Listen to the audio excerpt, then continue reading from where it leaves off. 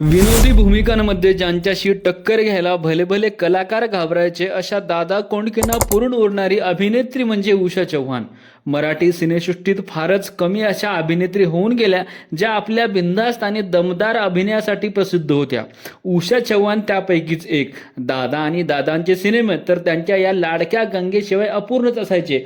सहज सुंदर अभिनय, विनोदाचा उत्तम टायमिंग, त्याला नृत्याची आणि गायनाची जोड. उषा चव्हाण म्हणजेच मनोरंजनाचा कंप्लीट पॅकेज. मात्र त्यांचा हा चित्रपटसृष्टीतील प्रवास कसा सुरू झाला, त्यांना कोणाकोणाची उषा चव्हाण हे नाव ऐकलं तर आठवतं वेड लावलेला काळ. दादांच्या चित्रपटामध्ये कलाकारांचा ठरलेला एक संच असायचा. उषा चव्हाण यांचा जन्म 17 ऑक्टोबर 1995 रोजी पुण्याच्या आंबेगाव तालुक्यात अवसरी खुर्द या गावी झाला. उषा चव्हाण यांचे आई वडील दोघेही तमाशा कलाकार होते. सुशील, रजनी आणि उषा आशा अशा तिघी बहिणी. आई हिराबाई अवसरीची या बैठकीत लावणीत प्रसिद्ध होत्या, तर वडील दत्तात्रेय चव्हाण हे देखील तमाशा कलावंत होते. अवसरी खुर्दच्या विजयानंद टॉकीजच्या इथं हे जे कुटुंब राहायला होतं, या ठिकाणी तमाशा रसिकांचं कायम राहता असायचा. उषा चव्हाण यांचे आई वडील यांना एकेकाळी शिवजन्म नावाच्या एका मुख्यपटात काम केल्यामुळे देखील सांगितलं जातं. शिवाय थोरली बहीण सुशीला यांनी देखील प्रभावक्त गुरुदत्त या सिनेमात अभिनयासोबत गायन देखील केलंय. उषा चव्हाण यांच्याजवळ कलेचा वारसा हा त्यांच्या आईवडिलांकडून आला. मात्र लहानपणी त्यांचा अभिनय नृत्याऐवजी गायनाची आवड होती. त्यावेळी गावातली जत्रा, उत्साह, लहान मुलांचे गायन, नृत्यांच्या स्पर्धा व्हायच्या वेळी 10 वर्षाच्या उषा गायनाच्या स्पर्धेत भाग घ्यायच्या. आज एक उत्तम नृत्यांगना म्हणून प्रसिद्ध असलेल्या उषा यांना त्या काळात नृत्य करायची एक कायमच आनंदाची आवड होती. हिंदी, मराठी चित्रपटातील गाणी गाऊन दाखवली की त्यांना बक्षीस म्हणून पैसे मिळायचे. मात्र नृत्यांच्या स्पर्धेत बक्षिसाची रक्कम जास्त असायची. हे पाहून त्यांनी देखील नृत्य शिकायचं ठरवलं. मात्र उषा यांना नृत्य काही जमलं नाही. हे पाहून उषा यांनी आपलं नृत्य शिकायला हवं हे मनापासून ठरवलं. यातून त्यांना नृत्याची आवड झाली. मात्र नृत्य शिकवण्यासाठी काही साधनं उपलब्ध नसल्यामुळे त्यांनी एक शक्कल लढवली. शाळेतून आल्यावर 12:30 वाजता आकाशवाणी कामगार सभा नावाचा कार्यक्रम असायचा. या कार्यक्रमातील गाणी ऐकून ऐकून त्यावर डान्स करायला उषा चव्हाण शिकल्या. पुढे जाऊन आपल्या बहिणींकडून त्यांनी नृत्य व लोककलेचे धडे घेतले. उषा चव्हाण यांचे शिक्षण केवळ 7वी इथपर्यंत झालं. चित्रपटात येण्या अगोदर उषा चव्हाण यांनी तमाशा, पार्टी, लोककलेत काम करायला सुरुवात केली होती. उषा चव्हाण यांच्या नृत्याची ख्याती इतकी वाढली होती की त्यांच्या नावावर लोक गर्दी करू लागली होती. पुढे जाऊन त्या नाटकातून भूमिका करू लागल्या. लवंगी मिरची कोल्हापूरची हे त्याचं अरुण सरनाई यांच्यासोबत काम असणारं नाटक खूप गाजलं होतं. दरम्यानच्या काळामध्ये उषा मराठी चित्रपट बॅग डान्सर म्हणून काम करू लागल्या होत्या. त्यासाठी त्यांना दिवसाला 15 रुपये इतकं मानधन मिळायचं. उषा चव्हाण या सवाल माझा एका चित्रपटात जयश्री गडकर यांच्या मागे बॅग डान्सर म्हणून देखील नाचल्या होत्या. उषाताईचा रंगभूमीवरून चित्रपटामध्ये प्रवेश अगदी अचानक आणि योगायोगाने झाला. त्यांच्या नाटकातील भूमिका पाहून संगीतकार राम कदम याने उषा चव्हाण यांचं नाव दिग्दर्शक अनंत माने यांना एका भूमिकेसाठी सुचवलं. चित्रपटातील भूमिकेसाठी योग्य वाटल्या अनंत माने यांनी उषा चव्हाण यांना काम करण्याबाबत विचारलं. मागच्यासारखं नाचायचं काम असणार ना, पण यावेळी मी दिवसाला 15 रुपये घेऊन काम करणार नाही तर 20 रुपये घेईन असं बजावलं. त्यानंतर माने म्हणले, अगं तुला यावेळी मागे नाचायचं नाहीये, तुला या चित्रपटात नायिका म्हणून काम करायचंय. हे ऐकून उषाताईंना धक्काच बसला. आपल्या कुटुंबियांना याबद्दल माहिती देतात जर उषाने चित्रपटात काम केलं तर तिचं नाव सिनेस्टार उषा चव्हाण असं लागेल आणि आपल्या लोककलेच्या कार्यक्रमासाठी त्यांना चांगलाच फायदा होऊ शकतो असं उषाच्या बहिणीला वाटलं आणि त्यांनी उषा यांना सिनेमात काम करण्यासाठी प्रोत्साहित केलं. उषा देखील त्यासाठी तयार झाल्या. लोककलेत, अभिनयात छोटा मोठा कला असणारी तरी चित्रपटातील अभिनयासाठी लागणारं कौशल्य त्यांना अजून अवगत करायचं होतं. ते त्यांनी केलं नव्हतं. शिवाय या चित्रपटात त्यांनी डोबाळणीचा रोल करायचा होता, ज्यासाठी डोंबाऱ्याचे खेळ देखील शिकणं गरजेचं होतं. मात्र मेहनत आणि जिद्दीच्या जोरावर उषा यांनी आव्हान स्वीकारलं आणि जिद्दीच्या जोरावर उषा यांनी आपलं आव्हान स्वीकारलं आणि पूर्ण देखील केलं. हा चित्रपट होता 1965 सालचा केला.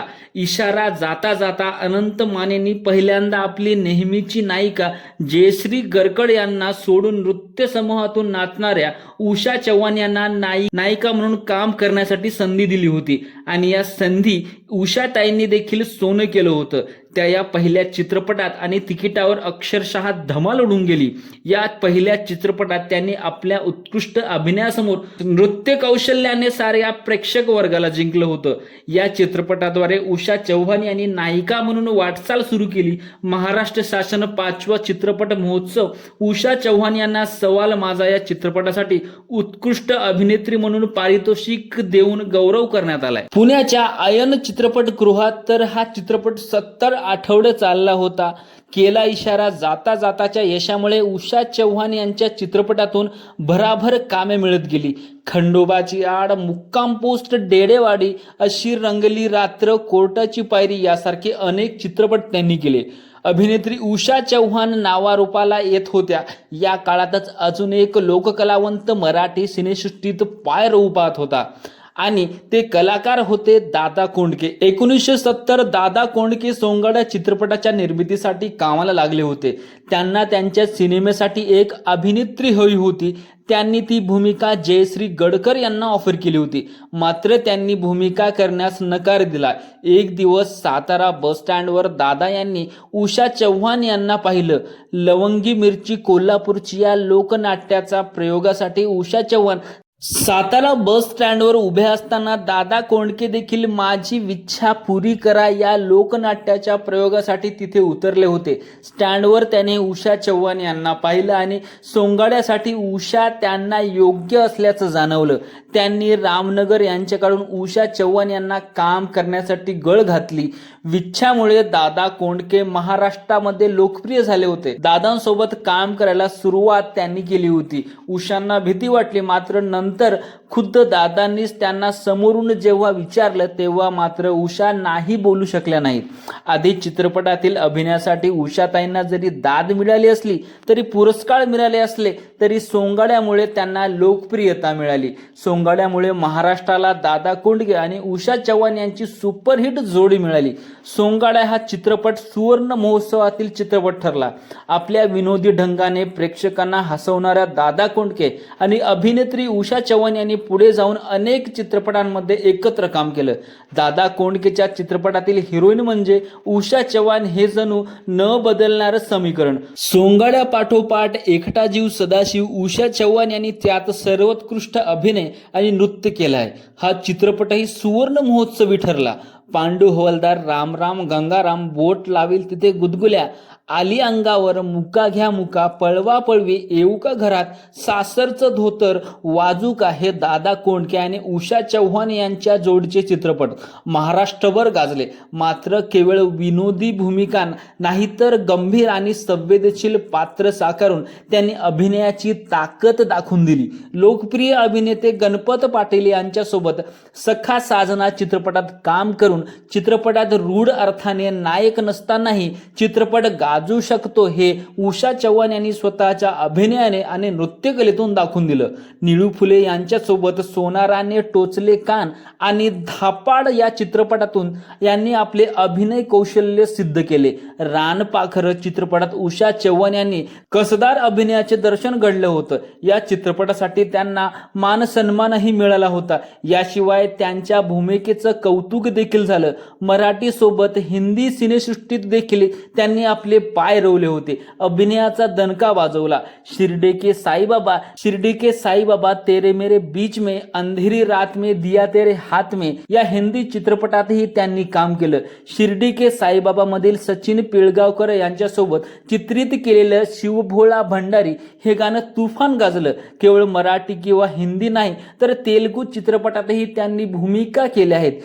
शिवायला मोठं आणि लक्षण खोटं आणि रानपाखरे या चित्रपटासाठी त्यांना सर्वोत्कृष्ट अभिनयाची फिल्मफेअर पुरस्कार देखील मिळाला. 1998 मध्ये दादा कोंडके यांनी लिहिलेल्या एकटा जीव या आत्मचरित्रात उषा चव्हाण यांना सर्वात महत्त्वाचा रोल मिळाला. मजकुरांवरती प्रचंड गदारोळ माजला. या पुस्तकात दादा कोंडके उषा चव्हाण यांच्यावर अनेक आरोप केले होते. उषा चव्हाण दादा कोंडके यांचे प्रेम प्रकरण, शिवाय उषा चव्हाण यांनी दादांकडे मागितलेली प्रॉपर्टी अशा अनेक घटनांचा उल्लेख या पुस्तकात केला गेला होता. मात्र उषा चव्हाण यांनी हे सर्व खोटं असल्याचं स्पष्ट केलं. पण त्यांनी या लेखिकेच्या पुस्तकाच्या विरोधात कोर्टात लढा देखील लढला.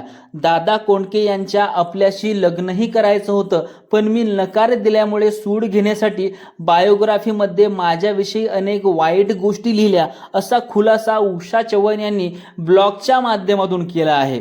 उषाताई यांचं लग्न दत्तात्रेय कडू देशमुख यांच्याशी झालं होतं.